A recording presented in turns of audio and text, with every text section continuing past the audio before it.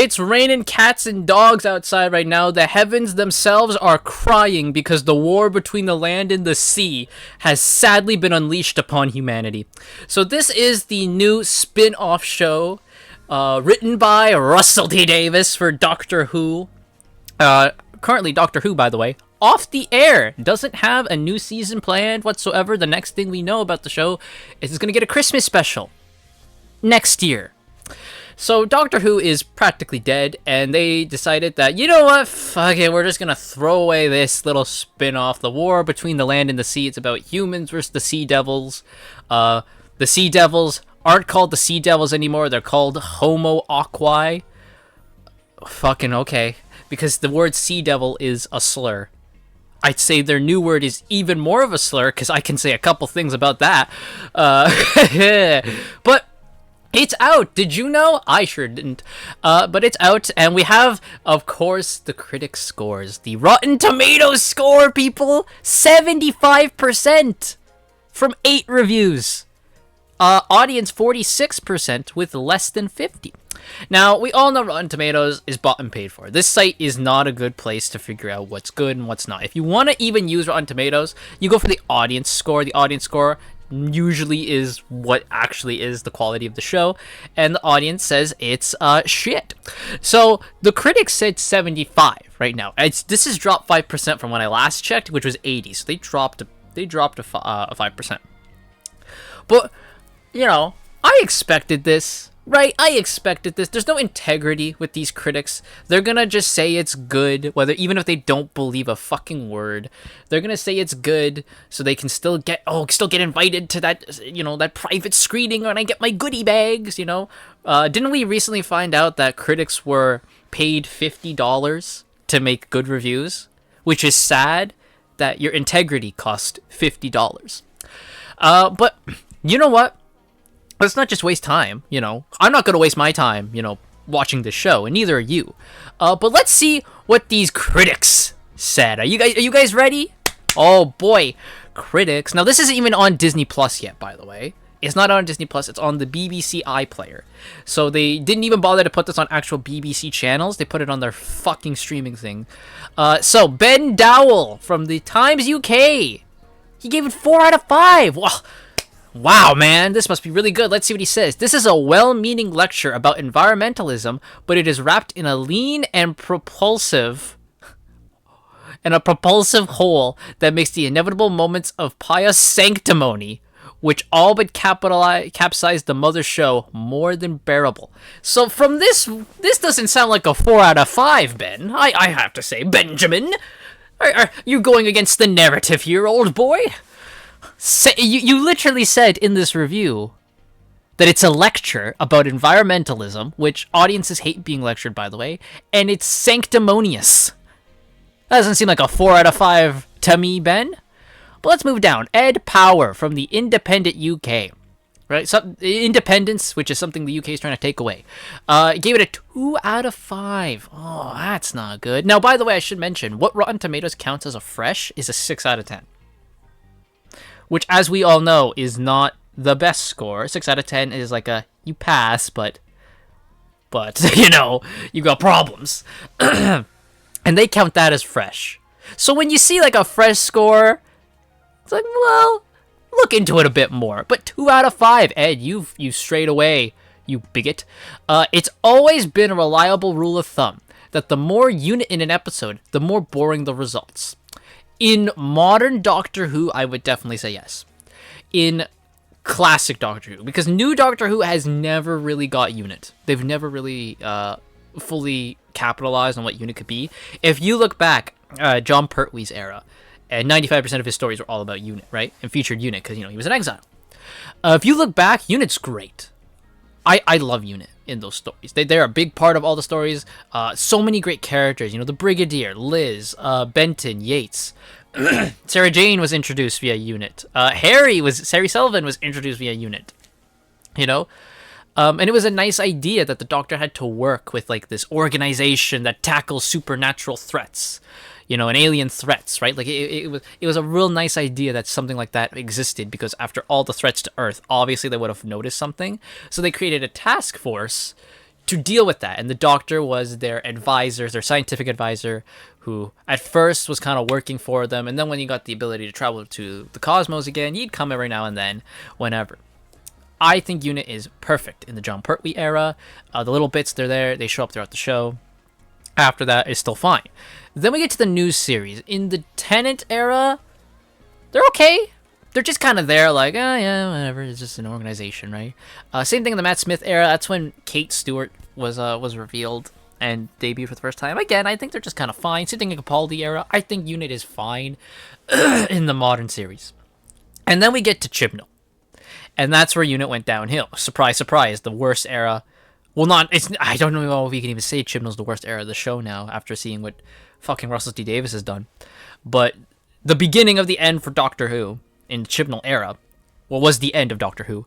You had the thing where UNIT's like, oh, I thought the Doctor was a man. And she goes like, I had an upgrade. Oh, shut your mouth, you stupid cow.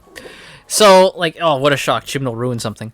UNIT has never really been used to its, like, full potential like it was in the Pertwee era. And Russell, he's been using UNIT a lot lately.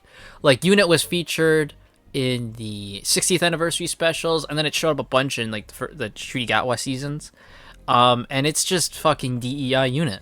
Kate Letchworth Stewart is the woke middle-aged white woman who has to preach what the NPC downloads say, and I mean, she's older than middle-aged, let's be honest. They got fucking wheelchair woman with fucking missiles that she'll shoot out at you if you look at her the wrong way. How dare you, fucking ableist, like, Jesus Christ. It's fucking stupid. It's real stupid. Yeah. I would prefer if Doctor Who ever comes back properly, I don't want to see UNIT for a long time. I think we give UNIT a break. Okay. That lesson is delivered all over again in this okay-ish miniseries that has decent production values but suffers from a consistent crisis of tone. Ooh, Ed, we're breaking ranks here. David Opie from Digital Spy gave it a 3 out of 5. Doctor Who's latest spin-off lacks the spark that Torchwood brought to the Whoniverse. The result is ambitious yet awkward, as endearing as it is clunky. Well, that's not exactly not a riveting review there. Oh no. Lacks the spark that Torchwood had. You mean the spark of just good writing? Lucy Mangan? Yeah, Mangan from The Guardian. Oh, fucking boy. 3 out of 5. Look, it's fine. She's already arguing. She's already knows what you're gonna think, and she's prefacing it by saying, look, it's fine. She knows. Lucy, it's solid entertainment for kids, and I can see teenagers starting off sneering, but falling under its spell soon enough. So basically what you're saying is, it's stupid shit for kids, but maybe teenagers will like it more and more the more they get indoctrinated. Okay. Interesting choice of words you did. Falling under its spell. Interesting choice of words. We know what type of spell you've been trying to put kids under these past few years, haven't you? Christopher Stevens from the Daily Mail. 1 out of 5. Whoa! Christopher. It's so dull. Well, damn, Chris. Well, damn. I appreciate the honesty. Vicky Jessup from the London Evening Standard. Most likely the London Evening's lack of standard, I would say. 3 out of 5. It's a thoughtful watch, and pleasantly different to Who itself. Spare a thought for the actors wearing all prosthetics, though. So we're going to waste time in this review just talking about the actors and the prosthetics. What about the actual show? It's a thoughtful watch. How is it thoughtful? What makes it so different from Doctor Who?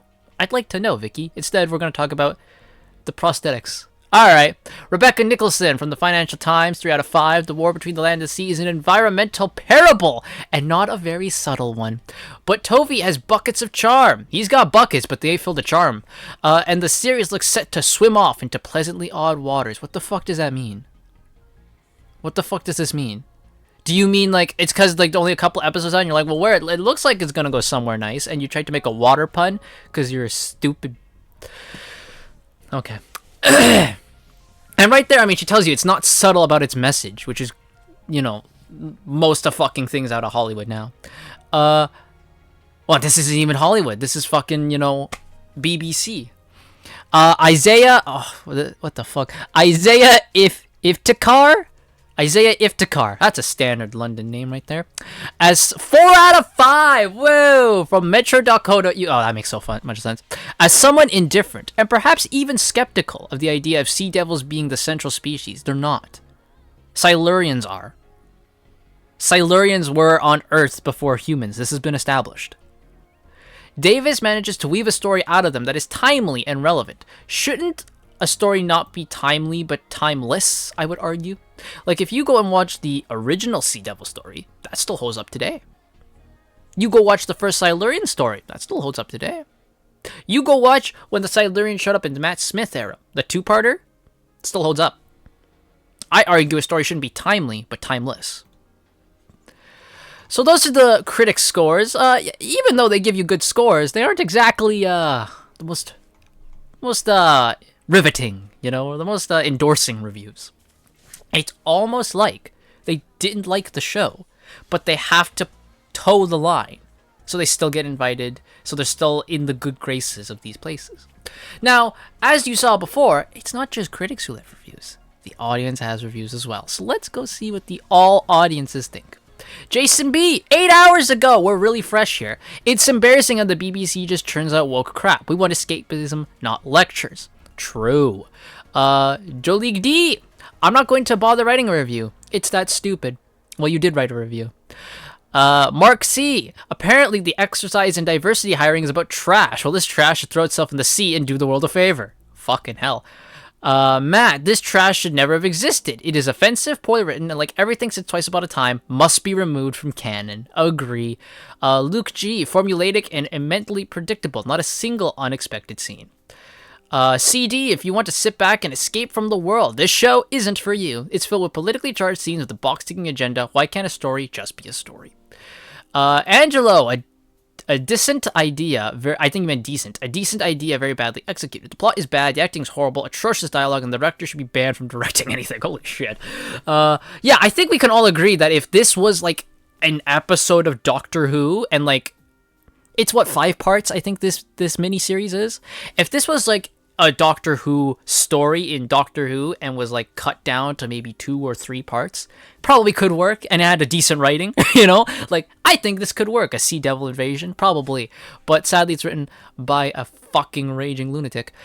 Dave N, 5 stars. Woo! Must have thought this shit was the greatest thing since sliced bread. I went in without any thoughts. I saw a trailer online on TikTok. Oh fuck. Oh fuck. And I was intrigued. Really enjoyed the first 2 episodes. Looking forward to the next. It's the fact you're on TikTok tells me all I need to know. Missy M. Wow. 2.5. It started well, but I was still waiting for that kick. That hum and the volume is so bad in 2025, we are still paying the BBC for that muffle sound quality. Well, I just started the 2nd episode, wish me luck. So from the first episode, not too much of a fan. I wonder if she stuck with it. Richard M, 2 stars. I was intrigued, so decided to give it a go. From the start, I was put off by the weak main character and silly family plots. I hadn't realized it might be something to do with Doctor Who until the word unit was spoken. I really like the Sea Devils, though. Alright. Fair enough for the Sea Devils. Absolute nonsense disguised as a bad story and acting. Rest in peace, Doctor Who, 1963 to 2017. That is true. Imagine having this much money to spend on something and ending up with this. This man needs to retire. He's losing it. Think I managed about 30 minutes. Whether it was when Aquaman's all arrived. Oh, that's fucking amazing. When Aquaman's all arrived at global landmarks from the Independence Day. I need to fucking see more of this. Book of Tired Old Tropes. Is this a kid's show? It's completely unbelievable and self-unaware. Maybe I should have stuck it out, but I have reached my threshold of not taking it seriously and closed the BBC site and went off to find something more interesting to watch. I can only assume Russell T Davies simply can't showrun or write anymore. It's like he's casting roles for his friends and then getting his script from ChatGPT. I refuse to believe TV was ever this bad in the 2000s where Davies used to do well. But I think when the world moved towards more dark and gritty aesthetics, Davies' Doctor Who franchise work is sickly and generic. Much of it makes no sense, and the rest stretches incredulously beyond its tolerance level. Fuck, man, that is a... Damn. Alright, let's end it on these 2. Sasha P, 5 stars. An excellent watch, thoughtful and engaging. It's still finding its rhythm, but makes for a thoroughly enjoyable Sunday evening. And then Fleabag? This is Phoebe Waller-Bridge and her cow face. What a huge waste of BBC and Disney money. Amazingly bad script and acting. It comes across like a middle school drama production. Maybe that's a bit too harsh. Middle school drama productions probably can't be this bad. Yeah, baby. So there's the audience. Yeah, they don't like this. As you can tell. They don't like this. And I'm not going to waste my time watching this show. Doctor Who, to me, has been dead since 2017. I haven't bothered to fucking watch. I watched the first 3 episodes of Whittaker. I noped out. Because I'm like, this show is not fucking for me. I'm out of here. Then I skipped her entire era. I watched the 60th anniversary specials when Tenet came back. I don't like those at all. And I didn't even bother with Gatwa because he's a gay, flamboyant black doctor. And I'm like, what the fuck is this? You know, like what the shit. So yeah, Doctor Who is dead. Rest in peace, Doctor Who. My favorite thing in the world. I can only laugh at what you've become. That's all I can do. I can just laugh at this utter garbage.